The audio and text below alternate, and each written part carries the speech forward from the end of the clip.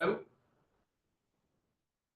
morning, everyone. Welcome back to Sanhedrin. Welcome back to Jeffrey, who's been away for weeks and weeks. It's good to have you back, Jeffrey. Good to be back. I've had to work doubly hard because I've had to do all the reading all on my own. I'm glad you're back. And we're going to dedicate the shiur today to the memory of Auntie Leah, Jeffrey's mum, Leah Bat Yaakov Vamalka, whose yortzeit it was a couple of days ago. She passed away at the age of 105, almost 106, and we miss her greatly. We shall be talking more about her next month when we do the Matseva, but for now we'll dedicate the shiur to her memory. I am Oruchin, Jeff. Thank you. Thank you. So let me put the Gemarah on the screen. It's on page 115 for those who are in the Steinsaltz Gemarah. There it is on the screen for you now. Just to recap where we were up to, because we're just going to finish one little section and go on to a new section. Just to finish the section we didn't quite finish last time, we were speaking about the story in Shmuel Bet, which those of you who are learning Shmuel Bet will be familiar with, and that's the story of the death of Avner. Avner was the chief of staff of Shaul, who crossed the floor and came to David's side. But before he had a chance to do what he said he would do, which was to unite the kingdom, to bring the northern tribes of Binyamin and Israel to the table, as it were, to David, he was on the way to do that, and he was ambushed by Yoav, chief of staff of David, and Yoav killed him.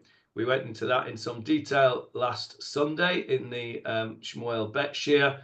Those of you who haven't heard that, it would be worthwhile going back to listen to last week's Shmuel Bet Shir, because it will give you a lot of good background for this Gemarah. 1 second, Hannah, I'll come to you in one moment.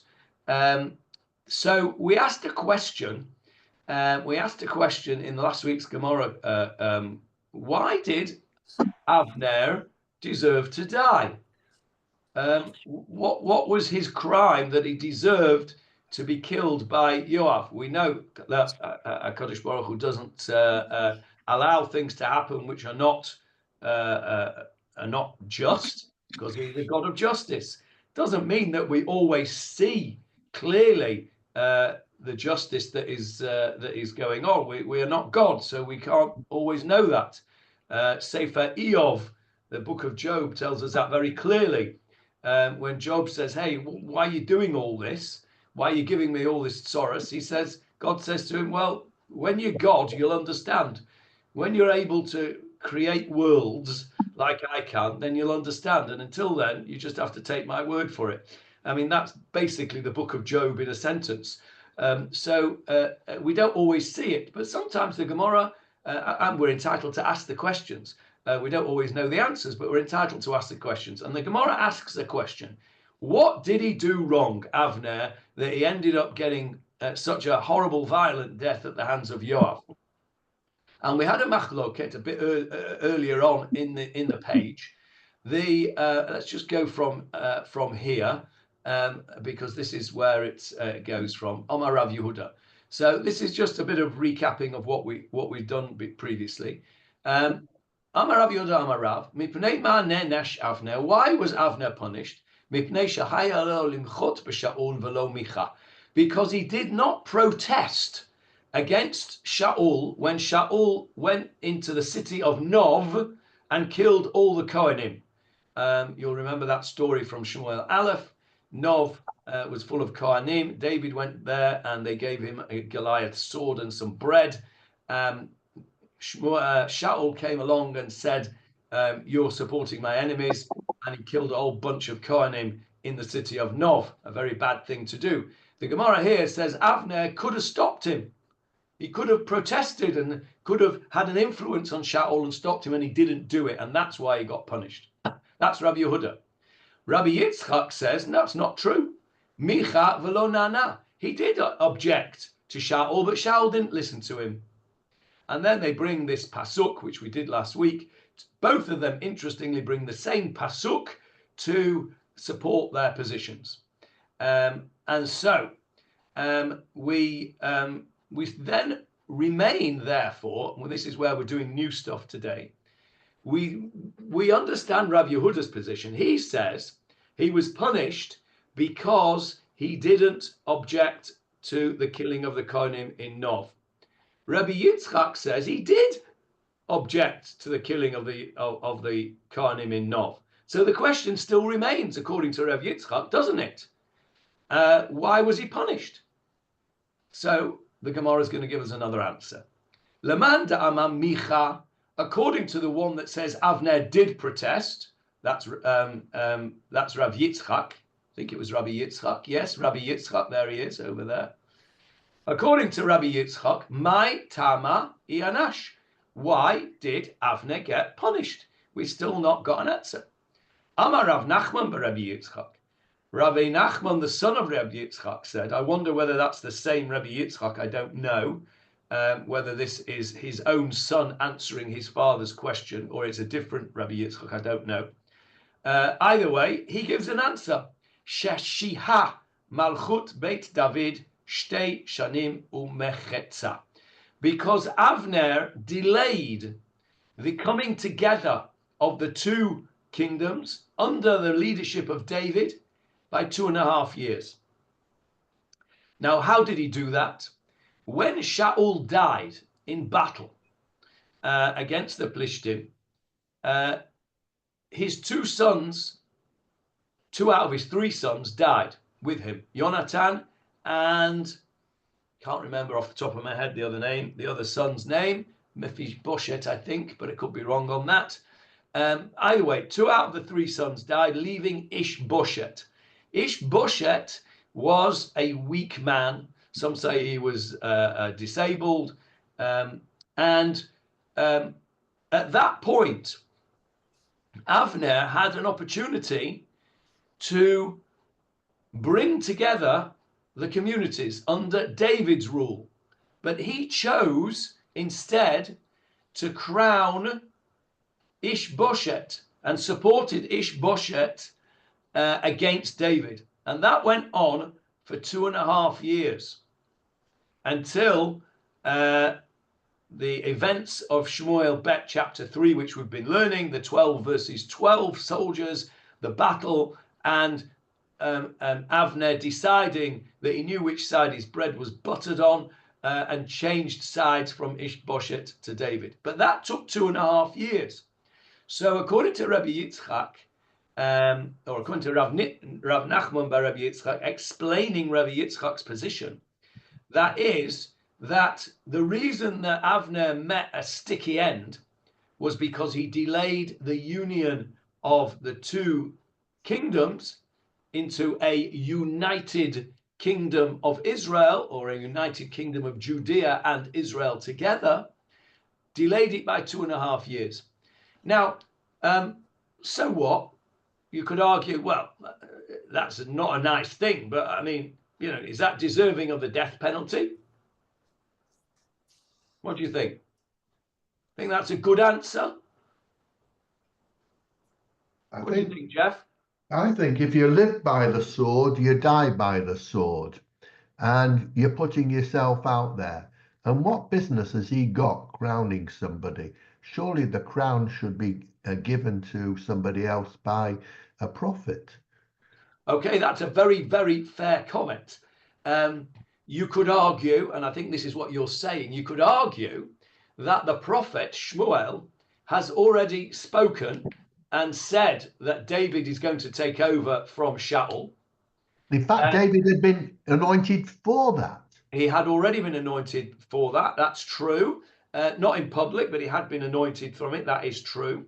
So you could argue that exactly that Avner had no right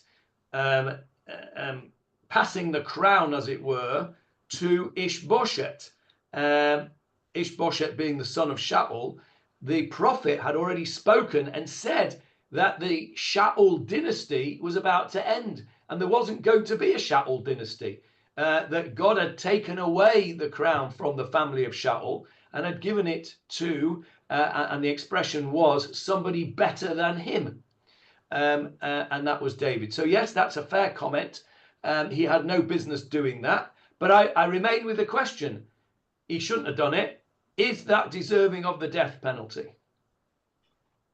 The very fact that he killed, the very fact, I'm sorry to interrupt, but the very fact that he killed all the Kohanim, in my opinion, is deserving of it. He didn't kill the Kohanim. Doeg killed the Kohanim. The argument that Rabbi Yehuda said was that he didn't protest. But according to Rabbi Yitzchak, he did protest. But I think you're on the right lines in a way. Yes, Sharon, and then Michael. Honest, you can look at prophecy and say, well, they didn't listen to the prophet.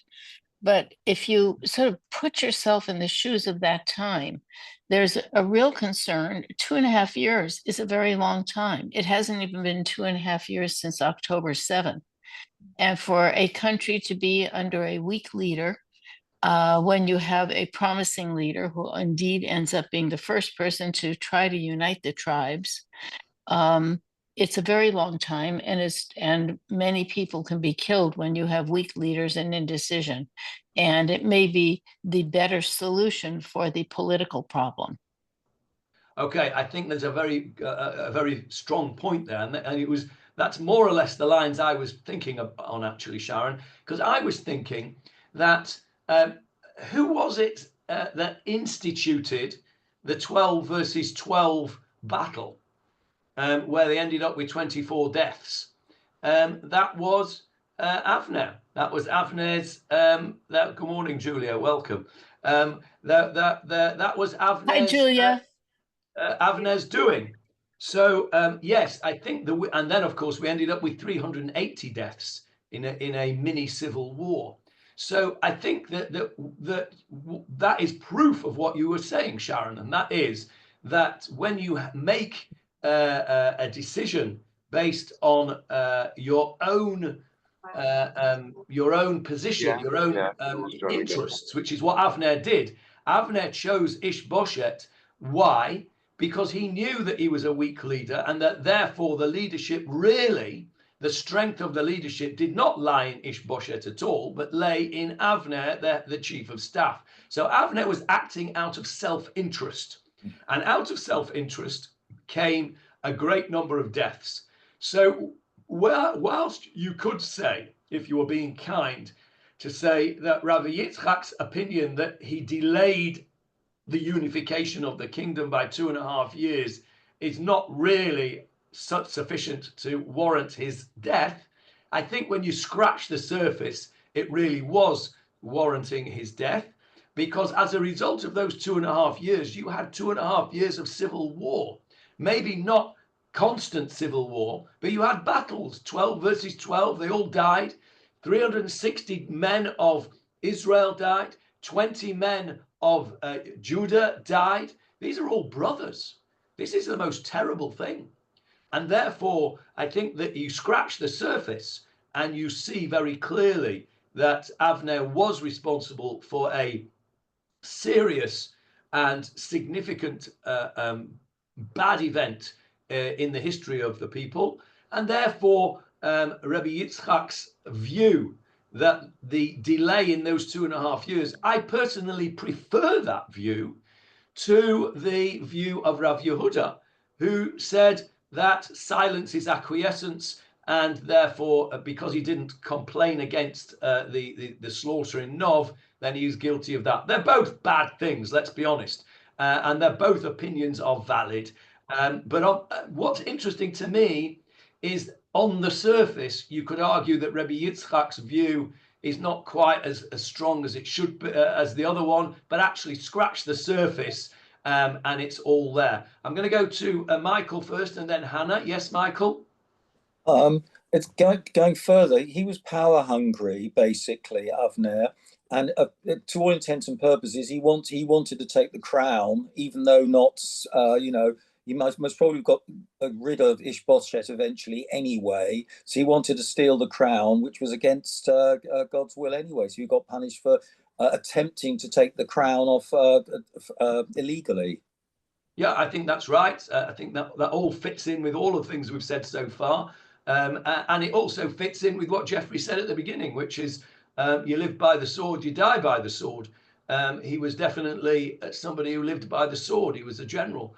And of course, the reason that Yoav himself said that he killed Avner was because Avner killed his brother Asahel, killed Yoav's brother Asahel.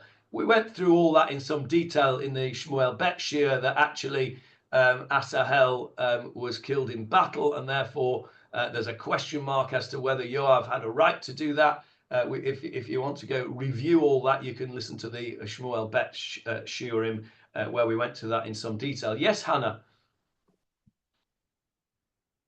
Okay. First of all, I apologize. I just spent a couple of minutes on the phone. Oh, I've got somebody at the door. I'm sorry. Okay, we'll come back to you later. Okay. Okay, so that actually ends that little section of Gemarah, which I'd hoped that we would have finished last week, but of course, as often is the case, we get distracted and we didn't quite finish. So I think we've now sort of closed that circle rather nicely. We've closed the circle of Shmuel Bet and this piece of Gemarah. We now are comfortable with that, and we will move on to the next section of Gemarah, which is on the next page 116 in the Steinsaltz. And we go back there. We got our little symbol over there, our little S symbol that teaches us that we're on a new subject just starting. So the Mishnah said, well, let's go back and have a look what the Mishnah said, because the Gemarah just quotes the first two words of the bit of the Mishnah that it's saying, and of course we're meant to remember all that. So let's just whiz up the page and see what this Mishnah is talking about here. The Mishnah was talking about what you do with a king who is sitting shiva. And we talked initially about whether he goes out after the coffin, or whether he's not allowed to go out of the coffin. And then that's how we got into Avner in the first place, whether he's allowed to go in front, whether he should go in front of the coffin, after the coffin. And then we get to this bit of the Mishnah here. This is the piece of Mishnah that the Gemarah is now going to discuss. Ukashemavrin oto, and when they bring him the mourner's meal, the healing meal, we went through this in some detail in the past. Sudat havra'ah, we would call the breakfast, is actually the correct translation. Is a healing meal from the same root as briut, health. When they bring him this healing meal, in other words, they bring him the first meal after the burial.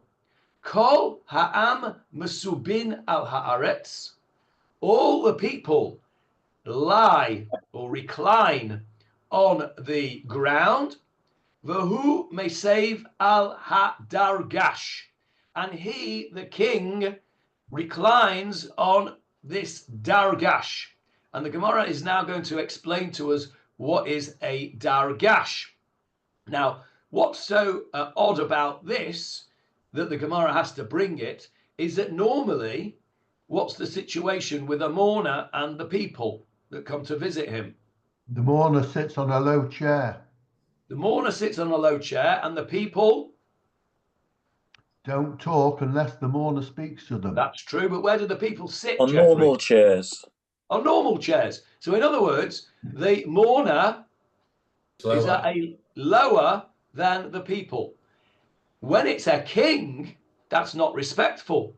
It's not respectful for the king to be sitting on the floor or on a low chair and the people to be sitting on a higher chair.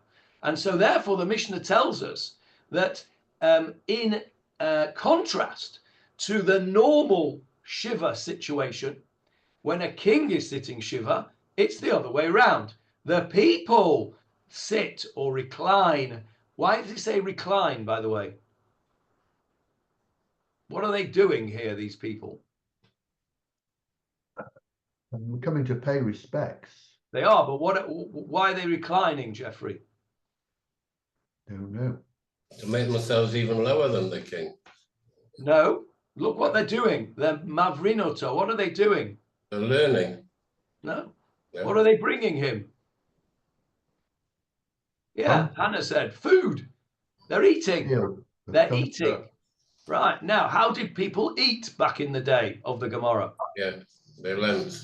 They reclined. They reclined. How do you know that, Johnny?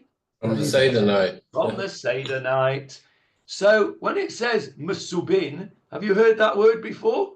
Mm-hmm. Yeah. Yes, of course you have. It's part of the Manishtana, isn't it? Kulanu Mesubin. Kulanu Mesubin. We all lean. So they're leaning because they're eating. Now then, this is interesting, isn't it?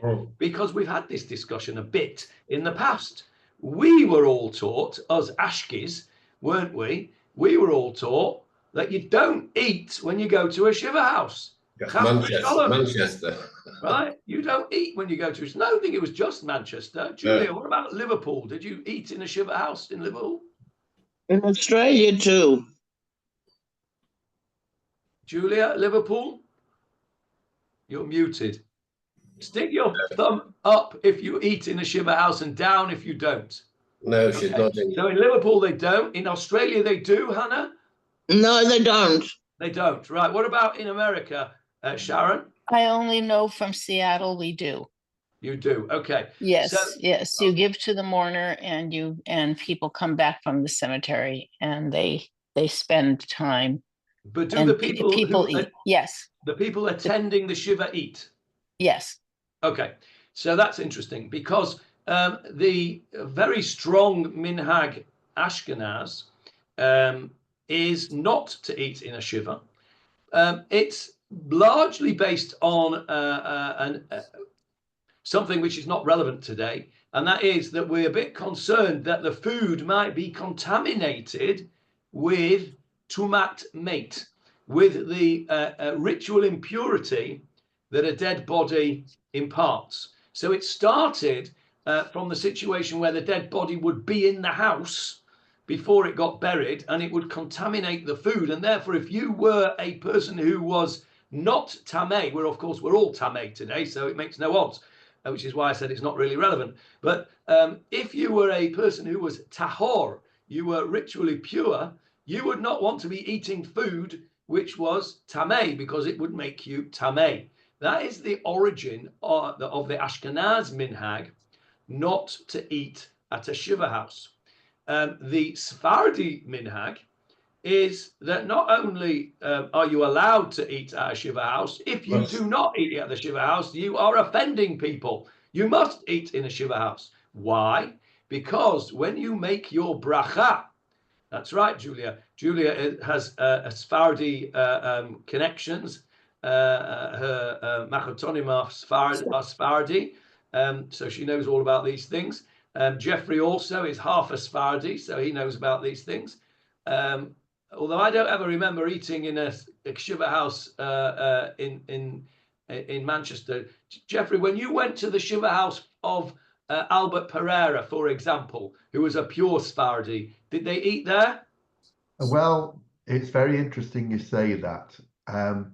Albert died in Israel, and he was brought back to be buried in Manchester. And the family gathered round, and the food was taken to the house. Now, I can't remember eating there, but the mourners, and there were quite a lot of them. There was a sister and a brother, as well as children and a wife. So I don't think we did. We certainly didn't. We took food. No, your mother would have definitely not allowed you to. We certainly didn't. But as the shiva went on, people were bringing food all the time. And I do remember people taking food.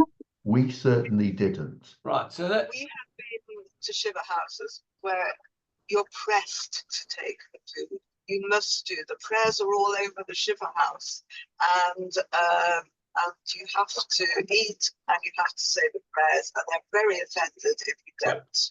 That's the Sephardi situation. The Sephardi situation is that they are offended if you don't eat, because what they want you to do is make a bracha le'ilui nishmat in order to elevate the soul. Yeah. It's a beautiful minhag, actually. The Ashkenaz minhag, where you don't eat in a shiva house, is the reason I've told you is because of the tumah.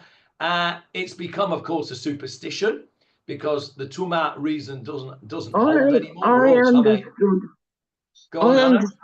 I understood it to be slightly different, because nobody really ever explained it to me. I just knew that you don't go to a shiva house without taking food, although Israelis don't take food, many, because one of the reasons was because the Avel can't cook.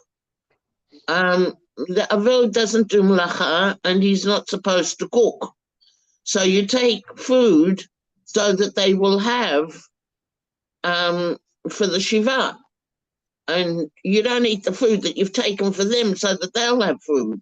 Yeah, no, the two things are not mutually exclusive. You're right. People do take food to the shiva for exactly that reason, because the Avelim are not allowed to cook. You're quite right.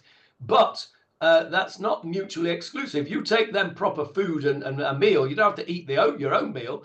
Often you go into a Sephardi shiva house, the table will be full of foods for which there are different brachot, so that you can make lots of brachot. So you'll have you'll have cake, which you'll make a mazonot. You'll have fruit on which you'll make a barei priya eitz.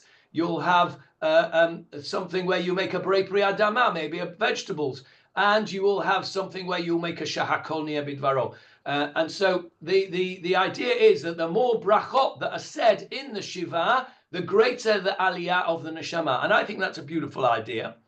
The reason that we don't do it in Ashkenaz is no longer because of the tamei reason, because we're all tamei, but it's become a superstition, right? And that's why Jeffrey never ate at Albert Pereira's shiva, because his mother wouldn't let him.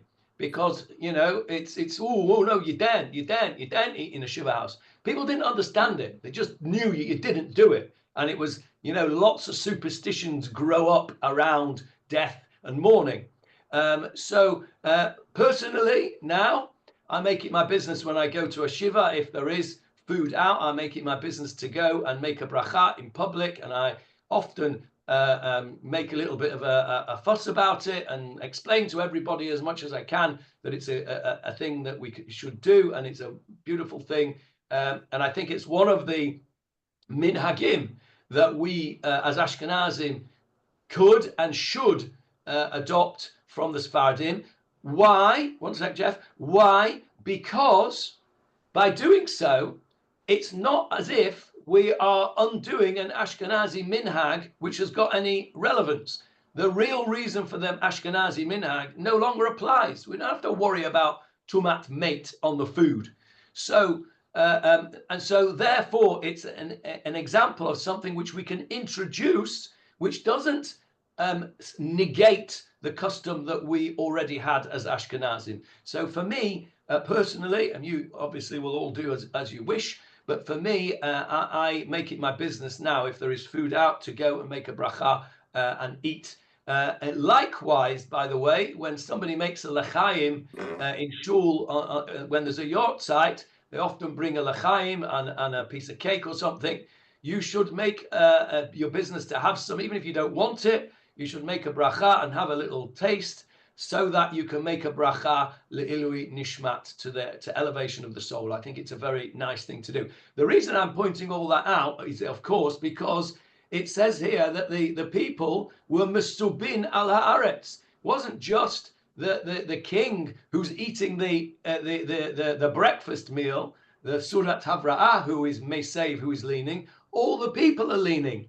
That implies to me that the people were eating as well. Otherwise, they wouldn't be reclining. They would be sitting. So I think if you wanted to, I think there's a support here for the Sephardi minhag that people do eat in a shiva. Jeffrey, you wanted to say something? Yes, another reason which I was told was that when a man sits shiva, he's not able to work. If he's not able to work, he has no parnasa, and therefore his income will be reduced. And you don't want to take from somebody when they're suffering. Yeah, I think that's part of the same superstition that you don't do it. Fair enough. I don't think that applies today. Yes, it may well have applied many years ago when people lived hand to mouth. That's why people bring food, perhaps, partly because they're not allowed to make it themselves, and partly because, you know, they haven't worked for a week, so they haven't got any. They lived hand to mouth. They haven't got any money. Granted, but I don't think that, you know, eating an apricot or a biscuit is going to detract from their paranotta. So if it's out, you know, I think we should do it. Okay. Just an aside for Israel, yeah, maybe. I was also explained one at a shiva that they want you to eat also because a lot of people come from a long way, and they've maybe traveled an hour or 2 hours to get to the shiva, and they want, you know, and the family of the Avel, not the Avel, but the family, you know, want to give them some, you know, l'chabedotam, you know, that they don't collapse or something. Yeah, fair enough. Yeah, that's a good byproduct of the minhag. I agree. Yes, Michael. Two things. Firstly, that I normally eaten at a shiva house, even despite being an Ashkenaz. But another reason for actually keeping the custom going is, yes, okay, at the moment, it's not that we're all Tumei, but there is the hope that in the future we won't all be Tumei, and therefore shouldn't we continue following the custom on the basis that in the future we will be able to follow that minhag? That's a very good point, Michael, and it's a point that the rabbis often bring, that we do things so that we don't forget when the Beit HaMikdash will be rebuilt. That's a very fair point. And it's something which is very, not in this particular instance. I don't think I've never seen it in this particular instance, but in many instances we do things so that we don't forget what we are meant to be doing. It's a fair point. I agree. That's a fair point. Yes, agreed. Okay, let's have a look. Go back to the Gemarah. That's what the Mishnah says.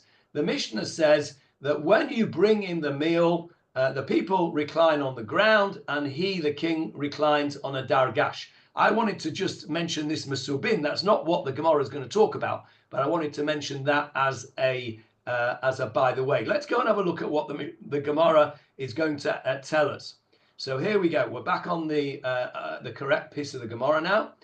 The Gemarah quotes the Mishnah, Ukashem Avrinoto, when they bring him the meal of comfort, of healing, he sits, he reclines on a Dargash. So the Gemarah says, my Dargash.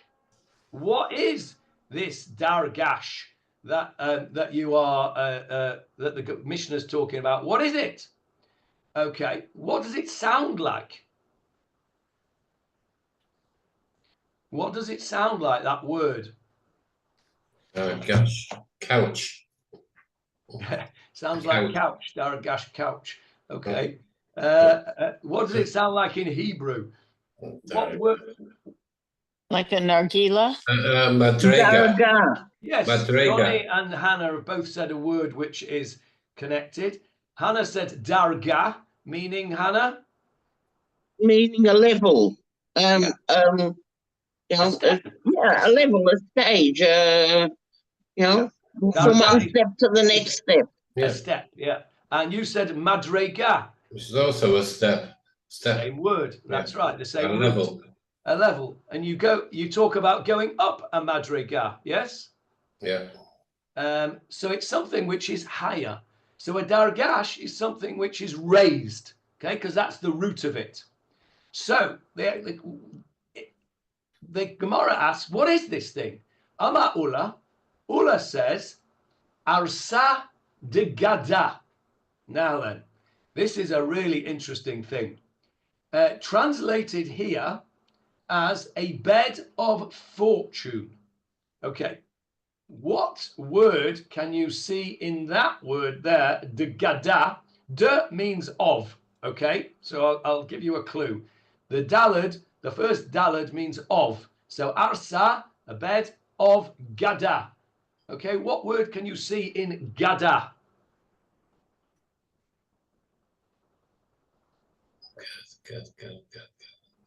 Go on, Johnny. Say that again. I'm just saying, Doug.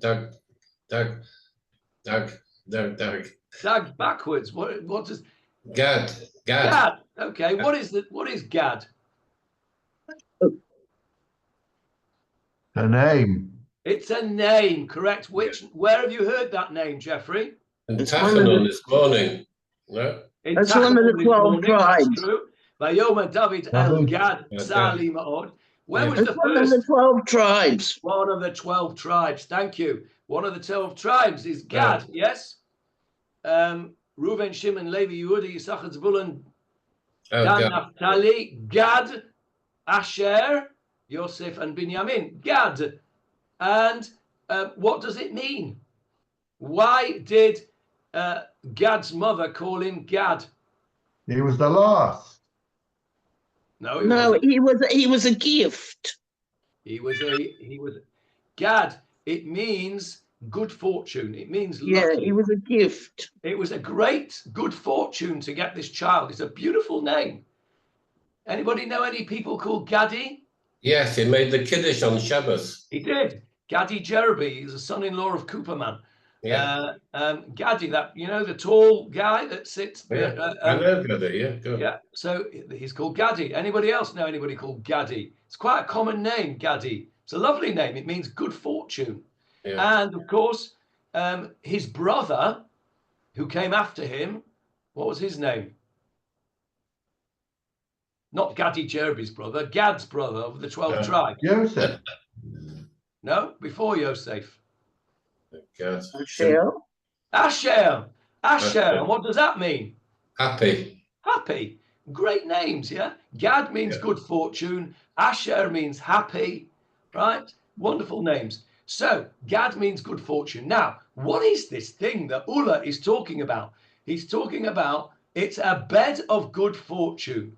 Right, now, listen, read over here on the left-hand side of the page. Jeffrey, can you see the page? Yeah. Can you read over here for us what it says? Yeah, bed of fortune. It seems that this bed of fortune was made merely for good tidings, not for idolatry, and should be distinguished from the table in the prophetic rebuke. But you that forsake the Lord, that forget my holy mountain, that prepare a table for fortune, and that offer mingled wine in full measure unto destiny, which was truly a worship of idols. Ramah. Other commentaries understand the bed of fortune as a sign of wealth that brings honor and status to the homeowner, who is able to afford an elaborately adorned bed only for decoration and not for use. Okay, so what Rav Steinsaltz is telling us here is really interesting. Let's take the Ran, which is the second commentary here, first. A lot Today, of Sephardi women, Johnny, by the way. Sephardi women are called fortune. Yeah. Well, yeah, they're called mazal, aren't they? Yeah, in English they're called fortune. I've seen it. And in Hebrew, it's quite a common Sephardi woman's name, Mazal. Anybody know anybody called Mazal? I know somebody called Mazal, who is Sephardi. Anybody know any Ashkenazi women called Mazal? No. No, it's not a very common name in Ashkenazi women. I only know Sephardi. Yeah. So let's look at this Ran. It's very interesting because it shows you that human nature doesn't change. What do we? What is a sign today of somebody who is a wealthy person? A wealthy person has a big house with lots of bedrooms, Big right? car. Big car, right? far more than they actually require for their own use. Think about a house, right? People have, 10 bedroom, 6 bathroom houses, and there's like 3 people that live there. What are the other bedrooms for? Visitors. Guests. Yeah, right. So, but most of the time they're not used. What the Ran is telling us is that back in the day, if you a sign of wealth that brought honor and status to the homeowner was to have a bed that wasn't used. You have a bed which was just set aside and it wasn't used. For show. No, for show. Yeah. Exactly, for show. And it was called a bed of good fortune, right? It's to show that you're wealthy, that you've got stuff that you don't actually need, right? Somebody mentioned a big car. What about somebody who's got, really wealthy? They've got 43 cars in their hangar of a garage. Yeah? Multiple homes, which they spend a week a year, if that. Multiple homes, multiple cars, right? Stuff that you don't need shows how wealthy you are, right? And often people buy things just to show how wealthy they are. And it seems that, human nature doesn't change. The Ran is explaining that at the time of the Gemarah, they would have these things called a Dargash, which was a bed of fortune, and it would be there, as it were, to demonstrate the honor and the wealth of this person, that I can afford to have a bed that nobody uses. Wow, that's really rich, because most people, you're lucky if you've got one bed between several, right? And that's not going back very long, right? I can tell you that my own father, when he was a little boy, shared a bed with Fliggelfresser, right, Jeffrey? I can't remember. I can't ever remember that being said. He might have shared the room. Well, apparently they shared a bed when they were little. When he first came in Butt Hill Drive, Right. my father shared a bed with a Polish refugee, which Jeffrey's parents took in and looked after and was very kind to, and they became lifelong friends. My father was a very little boy. His father had passed away, and he and our mutual grandmother were living with Jeffrey's newly married parents. Jeffrey wasn't yet born. His brother Martel was just a year old, and when Mark Fruman came, my father shared a bed with him. That's what your mother told me. That's what my father told me, and that's going back 70 years, 80 years. That's all. Right? No, not everybody had their own bed, and to have a bed that you didn't use, wow, that's really rich. So that's what That's all right. One sec, Hannah, one sec. So that's what the Ran is telling us, that this bed of fortune, this Dargash, and that is what the king would sit on, something like that bed of fortune. Right, before I go on to the first opinion, which is the Ramah, I want to talk about that in a minute. Yes, Hannah. My daughter's got friends who, for a while, quite a while, had 2 of their children sleeping in the same bed. Yeah. No, to have your own bed is a luxury, and to have a bed that you don't use, that's mamash a luxury. So that's the Ram. Now then, why is the Ramah going out of his way to explain to us that this Dargash is not an idol worshipping thing? Now, Jeffrey, I'd like you, please, to read the quote from Isaiah again, starting over here. But you that forsake the Lord, that forget my holy mountain, that prepare a temple for fortune, and that offer mingled wine in full measure unto destiny, which was truly a worship of idols. Okay, so the quote actually ends there at destiny. You couldn't see that because I blocked it out. But the pasuk in Yeshayahu is rebuking the people. Isaiah was a prophet who spent a lot of his time, like Yirmiyahu and like Yechezkel, spent a lot of his time rebuking the people for idol worship. And part of this idol worship was that they forgot the holy mountain. What are they talking about there? The Mount Temple Zion. Mount. Yes, Temple Mount. They forgot Temple Mount, and also you're right, could be Mount Sinai as well. They forgot what went on Mount Sinai, which is the giving of the Torah. Could be both of those. You're right. They forgot, in other words, they forgot the Torah and what they should be doing. And what did they do? They prepared a table for fortune with a capital F, and offered a mingled wine in full measure unto destiny with a capital D. In other words, they prepared tables of idol worship, and this was proper, truly, as the Ramah says, a worship of idols. So it seems that there was a minhag amongst the people to prepare some kind of table of fortune, and the Ramah is going out of its way to say that this Dargash that Ulla is talking about was not a idol worshipping thing. Why has he got to go out of his way to say that? Because you might think it was, and then it wouldn't be right, would it, for the king to sit on such a thing? It would be almost like the king was taking part in this idol worship thing. So it seems that they had this. There was two types of beds of fortune. There was one which was an idol worshipping one that Yeshayahu says don't do it, and there was another one which was just a demonstration of wealth. It was something that you would have to demonstrate how wealthy you were. And Ulla says this is the Dargash that is talking about. And there you've got a picture of it, sort of some kind of stool. That's just obviously the frame of it. We'll come down to a bit more details of it in a minute. So Ulla says it is a bed of fortune, and normally nobody would sit on this thing. Why? Because it's not for sitting on, it's for showing off with, right? So normally you wouldn't sit on it, but a king who's sitting shiva would sit on it. Okay, that's Ulla's opinion. Now then, Amru le Rabbanan le Ulla, the rabbis said to Ulla, Mi ika midei da'ad ha'idna lo itvinei, v'hashta mutvinan le.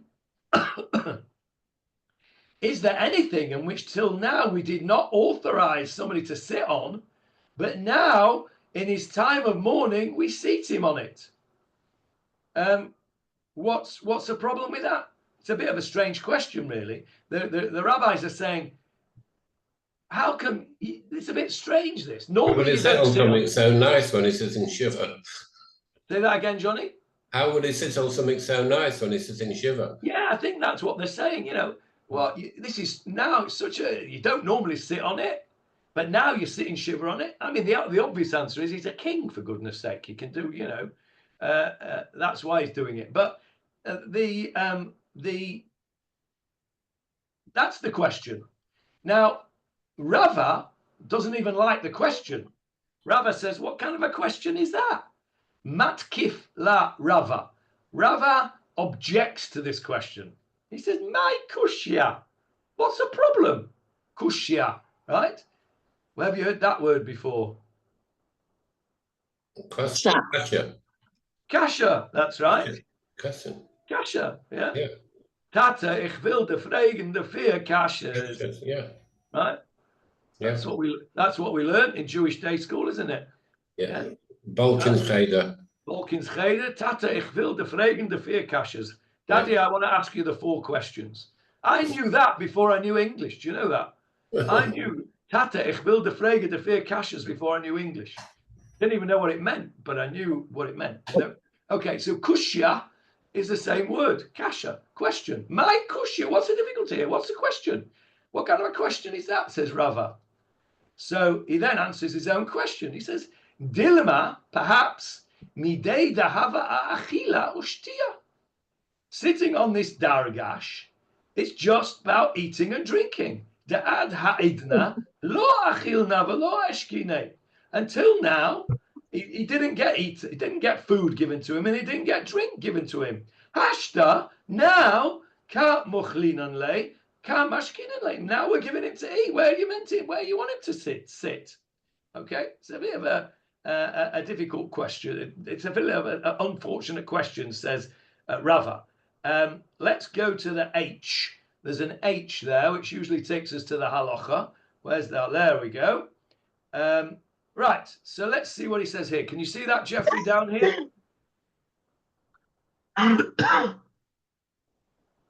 You want me to read it? Yes, please. The first paragraph over here. Now we feed him and give him drink in the meal of comfort. The first meal that mourners eat after the burial of their deceased relative must not be of their own food, but must be provided by other people. For the second meal after the burial, even if it is on the same day, the mourners may provide it for themselves. But it is a mitzvah for their neighbors to provide for them, as it is understood from the words of the Gemarah here. Okay, now then, is that not very interesting that the Rav Steinsaltz brings this Gemarah as the source for people bringing food to a shiva house? Just as Hannah said earlier on, people bring a food to the shiva house because the mourner is not meant to make it for themselves. Now, two different things going on here. The first meal is not meant to be of your own food. The second meal after that can be of your own food, but the mourners shouldn't be making it because they're busy mourning. So whereas what we tend to do is to bring food ready cooked to the shiva house, it is also an acceptable and good thing to do for somebody to come to the shiva house and cook their own food. So, for example, as well as bringing food to the shiva house, when I was sitting shiva for my father, my wife, who was not sitting shiva, I was sitting shiva in my sister's house. My wife, who was not sitting shiva, would come and would prepare food, not just food that was brought to us from other people, but also food that was in the house. So let's say somebody wanted a cup of tea, right? We didn't have to go and make sure that we had tea bags that somebody else had brought. Could go in the cupboard, take the tea bags belonging to my sister who was sitting shiva, and make a cup of tea, right? There's a distinction between the two things. First bit is the first meal should not be of the food that belongs to the mourner, which is why the neighbor brings their own bagels and eggs and herring or whatever else it is that they bring, right? That's a chiyuv. You can't go into the place and say, have you got any bagels? No, you've got to bring them in. Somebody else has got to bring them in. After that, not saying it's not a good thing to bring in food, of course it is. But if need be, somebody else could go into the kitchen of the mourner and use their food. There's no isur in eating the food of the mourner, their own food, after the first meal. And that's the halacha that Jeffrey's just read out here. And that's quoted in all sorts of places. The Rambam, Shulchan Aruch, that is the halacha. And it seems that Rav Steinsaltz wants to tell us that this here is the source of that halacha or that minhag that we keep today, which is always very interesting when we learn the source of something that we do today. So now then, Rava says, I don't understand the question. What was the question? The question was, how can he sit on this thing if he wasn't allowed to sit on it? How can he sit on it now? And so Rava says, no. I don't understand the question. You're just giving him food and he's only sitting on it or reclining on it to eat. And until now, he hasn't eaten. So now we've got another opinion as to why this question about sitting on a darga has arisen. And we're going to learn now about another minhag of mourners, which actually has fallen out of use, that they used to do, which we no longer do properly. Okay, so Ella, rather, ikasha, hakasha. If there is a problem with sitting on a Dargash, which is what the Rabbanan seem to say when Ullah said, what is this Dargash? It's one of these beds of fortune kind of thing. And the Chachamim said, that can't be. You won't sit him on one of those. Rava says, why not? You can still do it because it's only when he eats. And Rava says that's not the reason why. The reason why it's difficult, the reason why he's questioning about this bed of fortune is like this. Dargash eino tzarich lichpoto ela zokfo. Now then, a dargish, it's not required to turn it upside down. Lichfoto means to turn it upside down. Ela zokfo. But rather to stand it straight. Now, before we go on to what the heck that is talking about, I want you to look at those words. Kfoto and zokfo. Where have you seen those two words in one place together?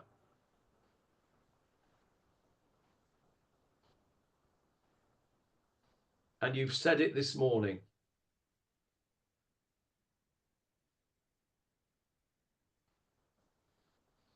Kfoto and zokfo.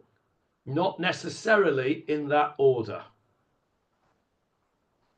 That's another clue. And you've said it this morning. And you've said it very early on this morning. Oh, in the brachas. In the brachas. Which one, Jeffrey? Oh, I can't tell you the number. Johnny, Zokef Kefufim. Yes, very good. Zokef Kefufim, which means, Baruch atah Hashem Elokeinu melech haolam, blessed are you, Hashem, King of the universe. Zokef Kefufim. What does that mean? You make straight the bended ones. Correct. Who makes straight those who are bent over. So, Zokef Kefufim. Kefufim is somebody who's bent over like that. Zokef, stand up straight. Okay? So, if you don't know what the translation of the brachot are, then you have to read the English because you need to know what you're saying. Zokef Kefufim means to straighten up the bent over. So now let's look at our Gemarah. What is the Gemarah telling us?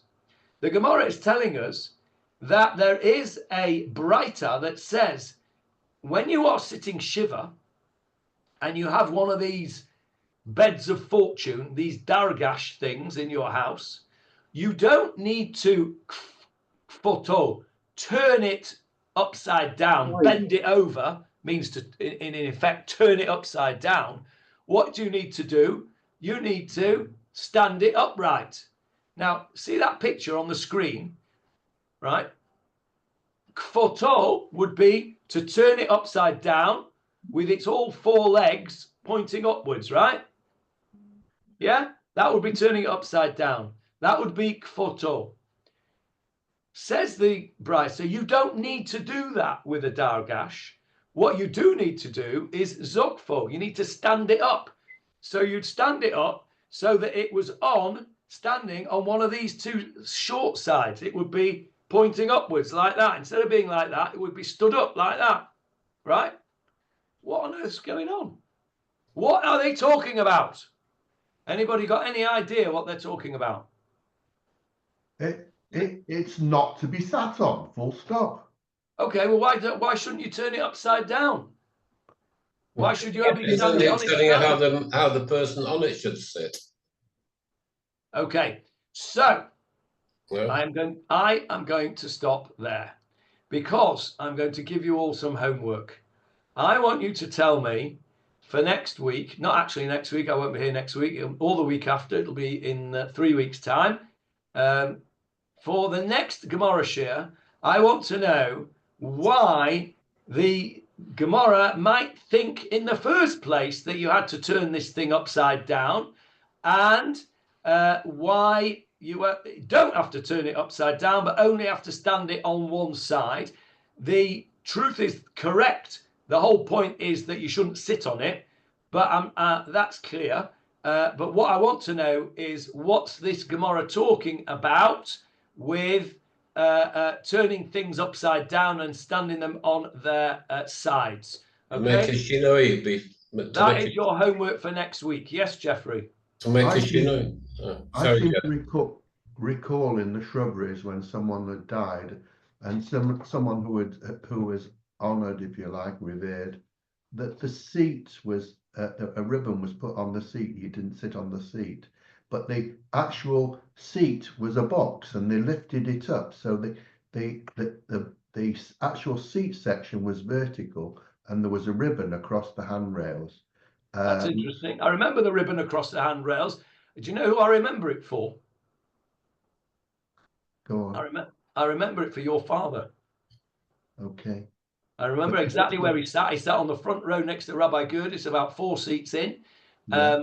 and he had a black ribbon across his seat. You're absolutely right. But they Okay, also mate. lift. They That's also where your lifted dad the sat, lid. Johnny, isn't it?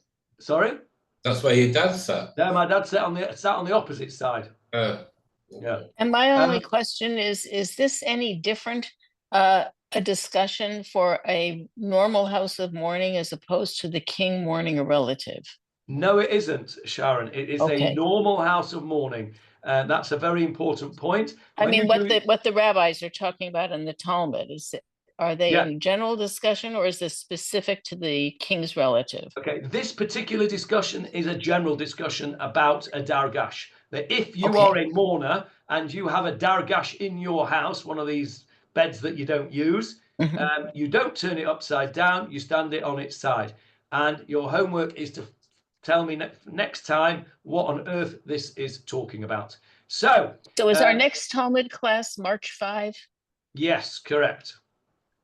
Okay. Correct. The next 2 weeks I shall be down under. So the next one, please God, will be March the 5th. Correct. Okay.